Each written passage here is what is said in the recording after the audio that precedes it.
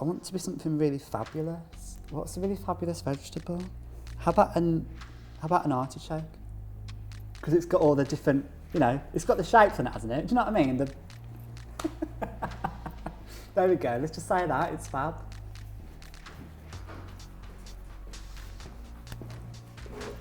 Hello. Hey, how are you? Good, how Nice are to you meet doing? you. So do you want to tell me about your mental health journey so far? Oh boy, how long have you got? Oh gosh, okay. My mental health journey started when I was about 12 or 13. I started having, I guess what you would say anxiety is now, but I didn't know it to be that. I just felt very nervous, had do you have that uncomfortable feeling in your tummy where you just feel a bit off, but all of the time. So every single day when I was at school, I just feel off because ultimately I was wearing a mask, I guess, to fit in. Because back then, fitting in was the thing that I had to do the most of, because to fit in means that, you're accepted by people and people are gonna gravitate towards you. And then there's other things as well that are sort of intertwined in that. When I was very young, when I was 6, my mum and my dad did split up. That ultimately has really altered how I feel in terms of feeling like I am enough, because he did leave. And for a very long time I just blamed myself that it's because of me, it's because I'm not into football, or it's because I'm not into the things that he was into, or I just blame myself. I thought it's because of me that he has left, but obviously looking back, all the work I've done since, I see that no, he has a lot of his own stuff going on, and it wouldn't have mattered if I was straight into football, into whatever, he still would have left and it still would have gone wrong, and I still probably wouldn't have a relationship with him now. But even me saying that to you now, there's a part of me that's having to convince myself of that, even though I know it to be true. And it's all of this, I think, the sexuality, being gay, being bullied, it's all linked into this big pot of not feeling good enough. So everything's sort of added to that overall feeling of I am not enough, I'm not good enough. It's actually been really hard learning to embrace who I am. That's been one of the hardest things to me. Although it's a simple thing to do at its core, you're just being yourself, it's been hard, because I find myself being real and I think, oh, am I enough? Because I'm actually not trying anymore, I'm just being me. Can this actually be good enough? Can this be enough for people?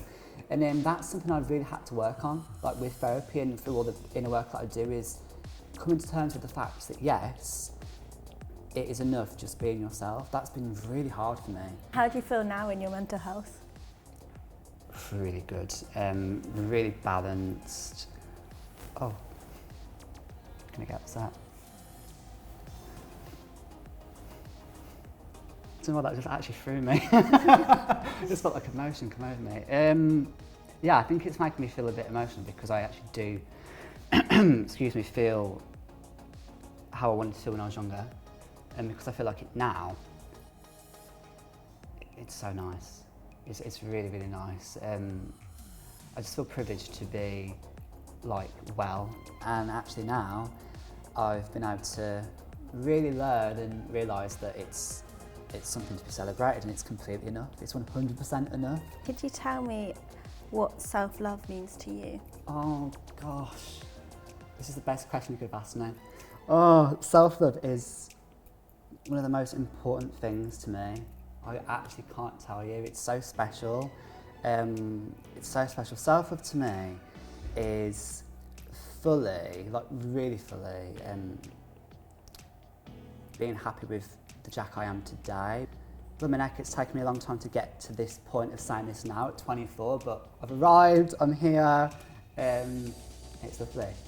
It's amazing to be able to say that you've gone through that whole journey and now you are here. Yeah, it's priceless, isn't it? Mm-hmm. It's priceless. What would you say to someone struggling with their mental health right now?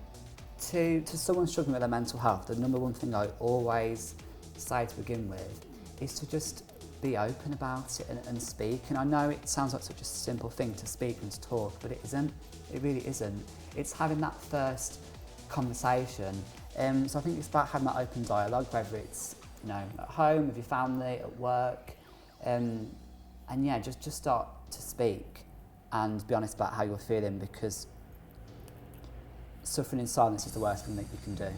Are you ready to see your portrait? Yes.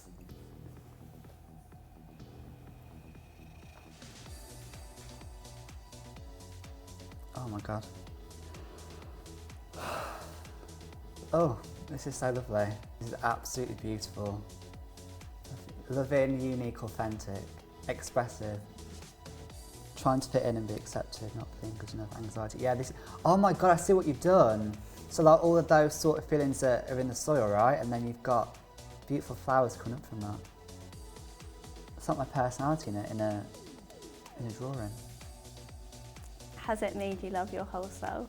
Honestly, looking at this now and seeing it like this, absolutely, it's it's like a celebration, isn't it?